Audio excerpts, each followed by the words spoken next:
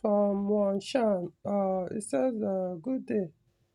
I have a 2002 EW10 Peugeot 406. It started misfiring with on, check engine light on startup. You have to turn off and on continuously until it stabilizes. We realize and it also fade the spark plugs, especially the ones on cylinder 1 and 2. Um, we have changed the engine, complete ECU and BSI, changed 4 set of spark plugs, ignition coil, fuel pump, even changed the top cylinder head, but to no avail. One plugs are changed. Once plugs are changed, it takes 2 weeks for you to start misfiring again. Even if I just change the ECU, after a few days, it starts the misfiring again. So there are a few things here that this is a comment on one of my videos on YouTube. So few things that are not don't know how to put it. Okay, before I start asking the questions, there's one thing I need to uh, make clear to before we move on, and that is I hope this is not a CNG converted car. That's the car is not converted to CNG. Not saying it is. I'm just wanted to point out because one thing I've gathered, not observed or experienced, but gathered from some Peugeot users, or at least not directly from Peugeot users, but from past sellers. I think I've done a video on this. From past sellers, Peugeot past sellers, they said people that have converted their Peugeot car to CNG, that some of them do complain of ignition system constant failure.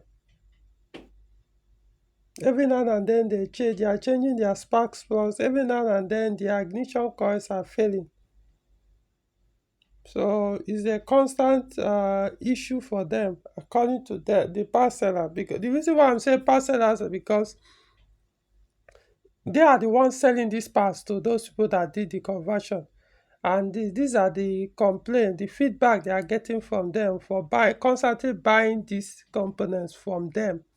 So that's what they told me. It's not one person, it's not two, about 3 have told me this. So I don't know how true it is, but this is their claim. So if your Peugeot, you said 406 with EW10J4 engine. If you did a CNG conversion on it, could it be that is why your engine is always misfiring? I'm just saying. But if that's not the case, fine.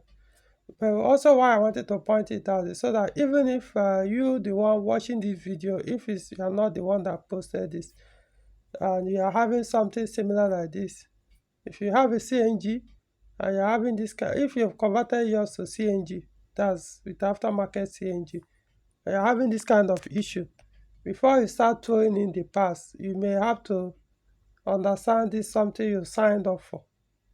Unless maybe there's a particular component that causes this ignition system failure on CNG components, that maybe if you use something else it might work. So you can do more research. Focus more on your CNG rather than the stock engine components. Okay. So it said it started misfiring with check engine light on or startup. When you turn off the car continuously, it stabilizes. Now, what I would say is this: for EW10J4, yeah, when their ignition coil fails, it usually start with this kind of symptom. Not all the time, but it can show you this type of symptom where you start the car, suddenly the whole engine will be vibrating, misfiring terribly. If you switch it off, start it, it might do the same thing. The second time you switch it off and start the engine, then it starts running as if nothing has happened. In that case, yeah, ignition coil will cause that. Like I always mentioned, um, avoid Sagem ignition coil on that engine. Avoid it. That's the one. These cars were sold with from new with these engines.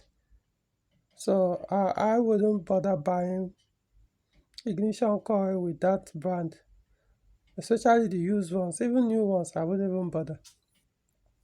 And unfortunately, most Nigerians is used ones they buy, and the used one is going to be that brand because that's the one they produce those cars with.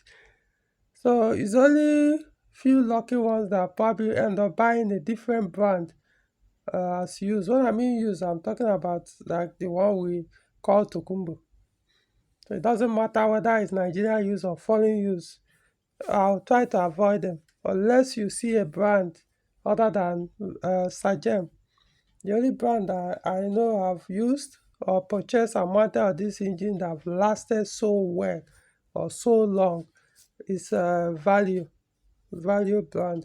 I'm not saying that's a really good brand for this car, but that's the one I purchased, and they've been able to prove that so far they are the best, or one of the best at least. But from my own personal experience, it still remain the best. But there could be other ones that also serve the same purpose. So if you drive EW10J4 engine, I would recommend if your ignition coil fails, look for money, buy a new one. The new one, that's where you can easily get the value brand.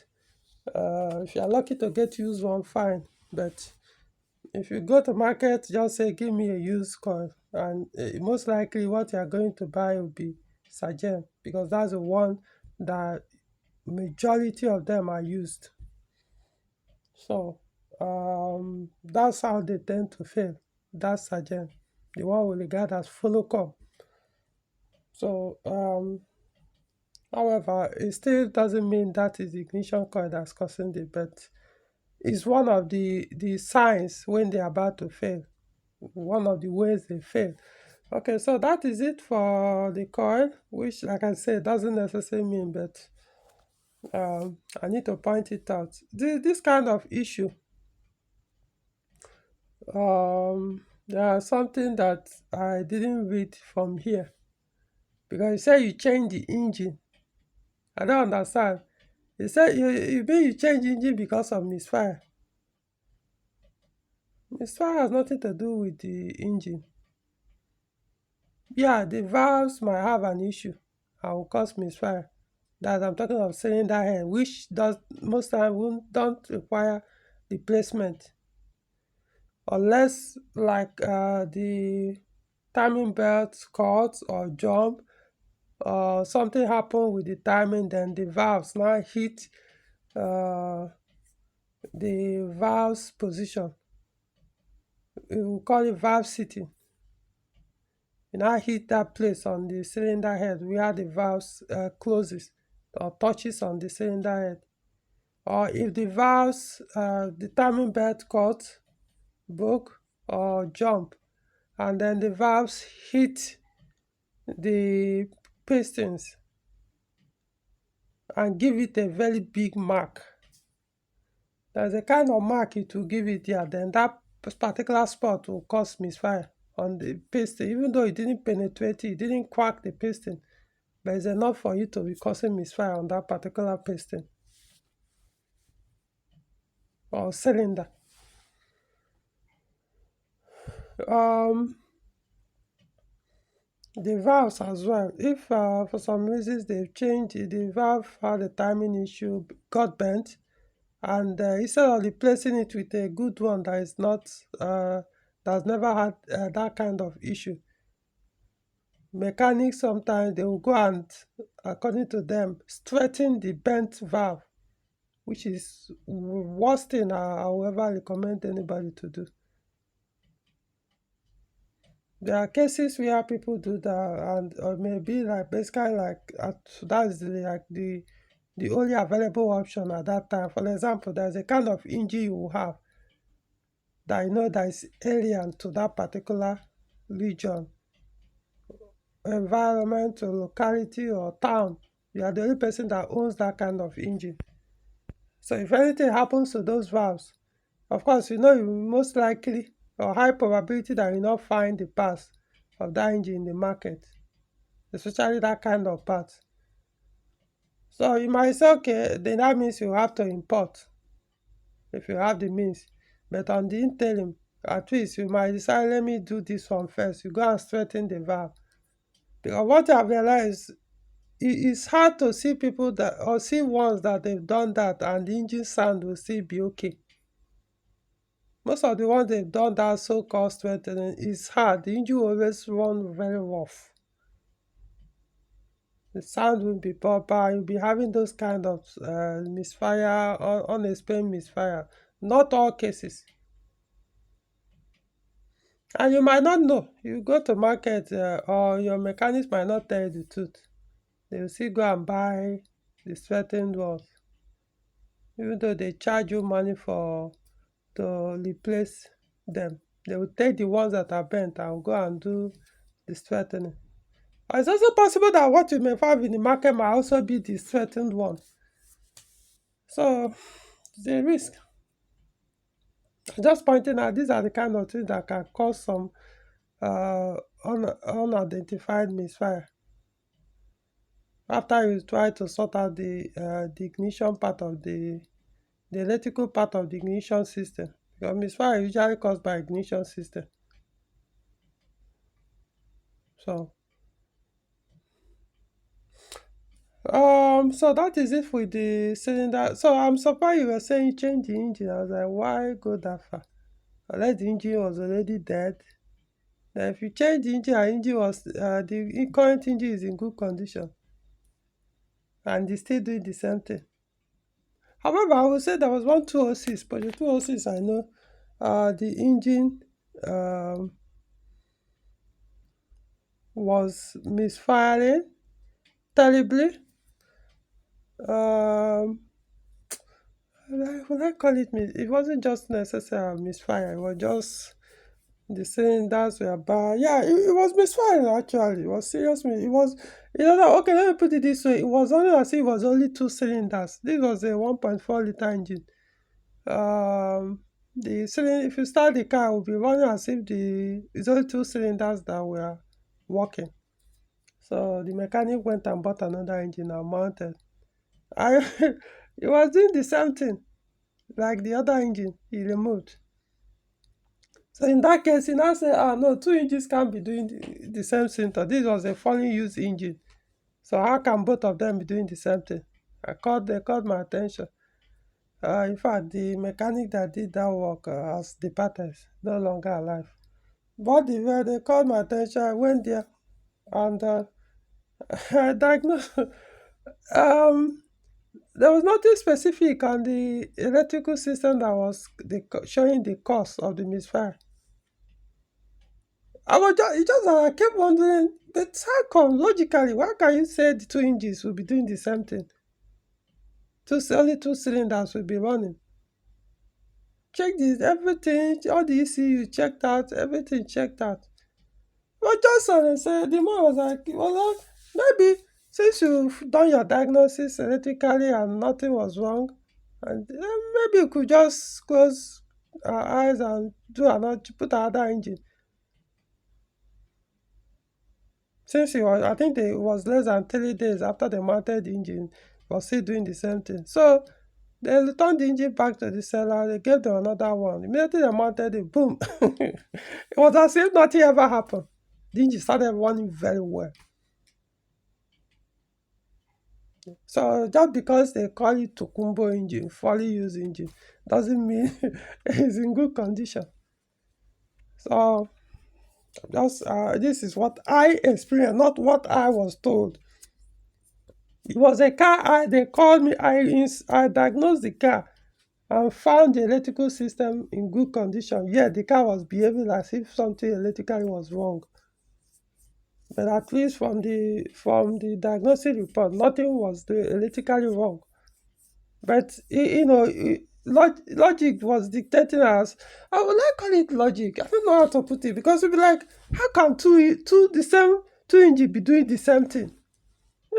So it was difficult to even at that initial time to consider that, what if it was the engine that they purchased that was doing exactly the same way, behaving the same way the old one they removed was doing. So it took some days, a few days before they were like, I mean, let's eliminate that option first before we continue what think checking what could be the cause. And they changed they put another engine. The issue was gone. Okay, so you say I don't understand what you mean by you change the engine, then later change the cylinder head. I don't get that. If you change, you change engine. If you want to change cylinder head, why change the engine? Then, if you suspect the cylinder head is the cause, then you change the cylinder head. But if you I don't know, um, cylinder head, let me not say. You mentioned, you said the spark plug phase, especially on cylinder one and two.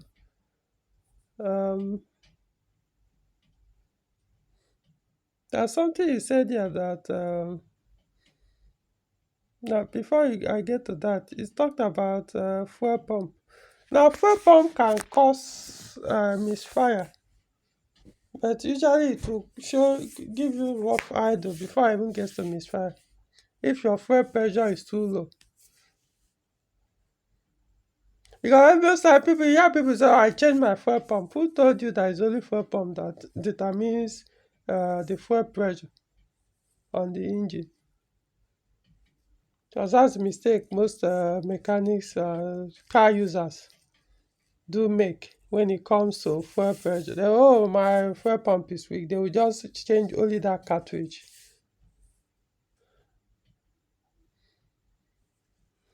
Or they might even change the entire fuel pump assembly, that housing. But still, issue might remain. Because there's something they call fuel pressure regulator that is also attached on the fuel pressure. Depending on engine model, some you have it both on the fuel pump assembly or also on the engine bay, on the engine itself, while some will have only on the fuel pump assembly.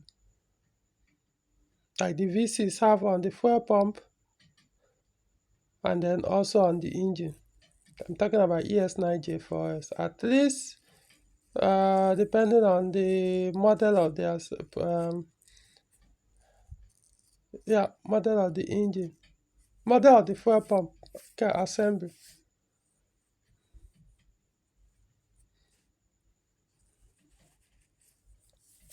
I'm talking about 406.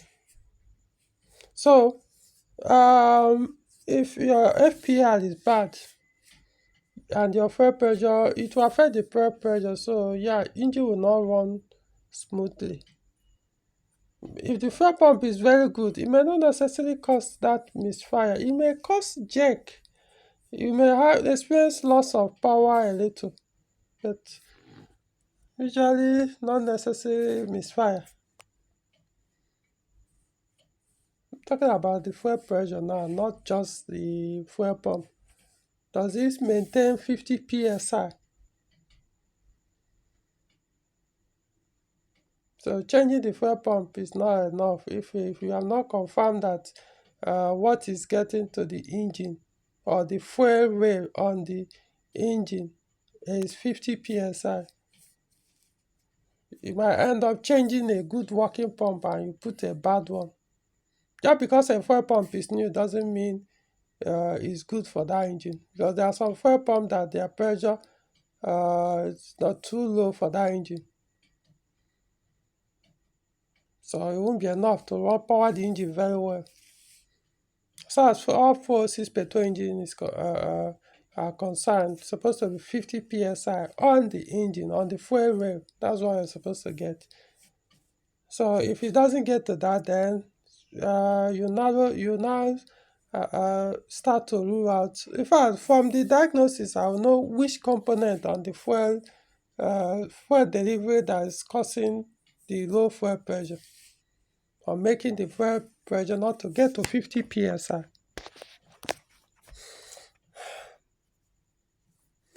Something that you say you change the engine ECU. I don't understand. What do you mean? How many times? You say you change it once or twice or so. Uh, you say even if you just change the engine ECU, after some days you start misfiring again. What kind of ECU are you putting? The one they call free code? The one they've removed the mobilizer? That is basically a mess. Because usually they tamper those ones, so there's no way to run the engine very well.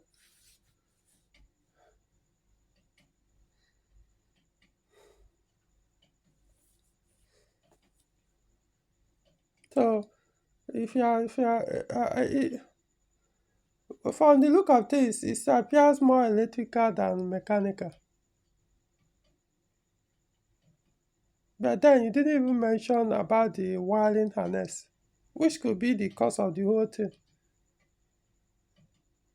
Is there any kind of wrong connection or short circuit on the engine wiring harness between the ignition coil and the engine ECU, or the BSM or fuse box, that is causing damaging the engine ECU?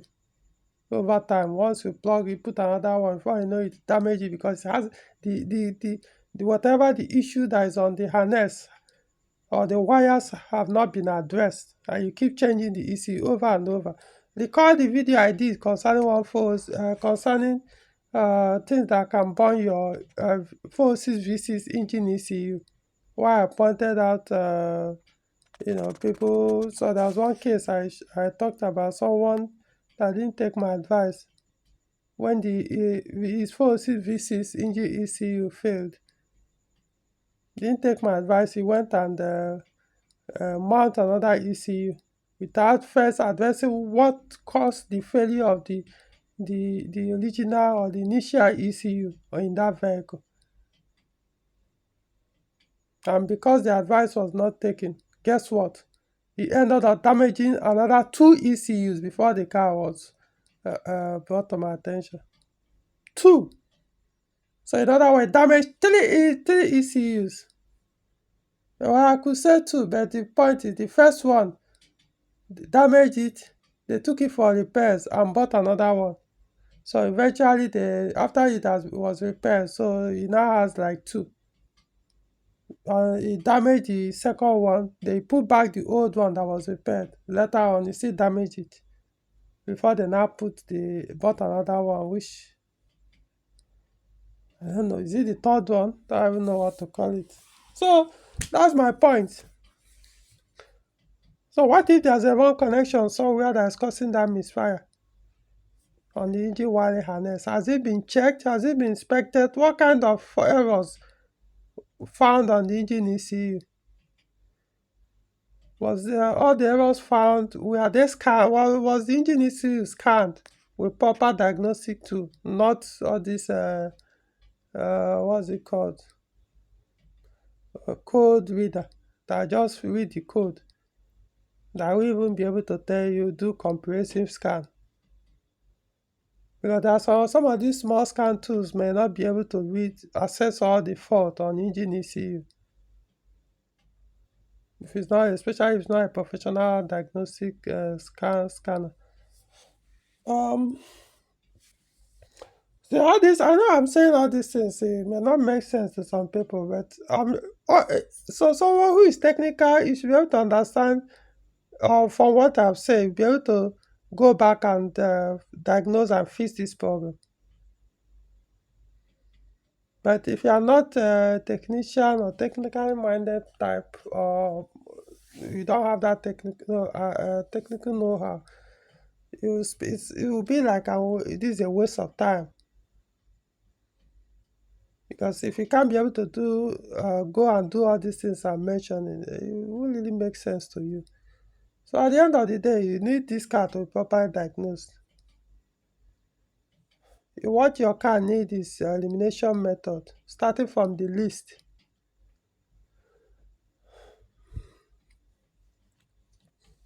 Up to first, so you shouldn't have gone to the point unless you change the engine for another reason. Not better to change it because of misfire. Come on, no, it makes no sense. Because what I mean, what's the worst case scenario? You remove the cylinder head because the cause of misfire will be on that combustion chamber. You fix whatever the problem there. Is it excess carbon? You clean it up. Is it a valve issue? You change the valve. Unless, like I said, maybe there was a time the timing belt failed and then the piston, the valves damaged the cylinder head partially. So no matter what you do, it will always misfire. Or it damaged one or two of the pistons, so it will always cause misfire. For even if your cylinders are weak, when I mean the rings or pistons are weak and they are always smoking, I don't see why it should cause misfire unless the oil has started coming into the combustion chamber so badly that it now soaks your spark plugs. Of course, if you soak your spark plugs, there are no, yeah, it will be misfiring every once in a while. If you remove the spark plug, clean it or put it back in, if the misfire goes away, then after a while, it starts misfiring again. In that case, yeah, your engine is dead or your cylinder, the cylinders are weak. So all you need now is rebuild or replace. It may not be fully built. Maybe remove it. The issue could be your rings or rings and piston. Or even if the cylinder walls have eaten up, you might decide to change piston and the rings, depending on the one. It will solve it for a while.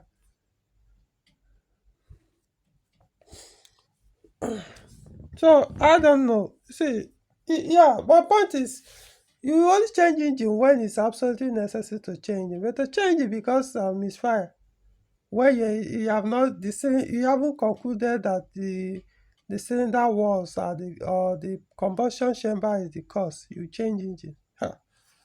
Like, unless you change it for a different reason, but don't tell me it's because of misfire. Whoever that will advise you to do that, I don't even understand. Why will you change it when misfire usually caused by electrical systems? Mechanically, yes, but it's not always the case.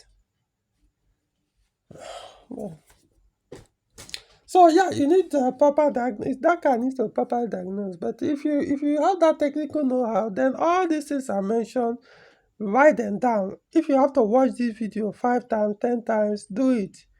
As I'm saying, I'll be writing them down. Then one after the other, you start to rule them out. Rule them out, which is what I refer as elimination method. One after the other. You don't have to be replacing components. Ruling things out means you remove, you check. If they're okay, you put back. Even if there's maybe let's assume the cylinder, you remove the cylinder, maybe you sacrifice, you change the head gasket. But you check, okay, what's the condition of the valves, what's the condition of this, piston, the rings, and the rest. If there are carbon there, you scrape them off. You wipe them off before you put back the cylinder head. I mean,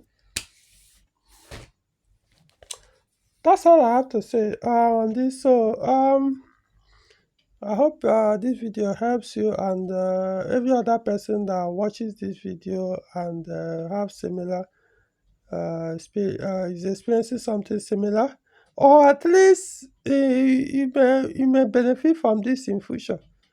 In case you start having something like this, experiencing something like this, it will help you to narrow it down faster so that avoid going to what this person that posted this have gone to so far. So yeah, so like this video, subscribe to the channel, and we'll see you guys in the next video.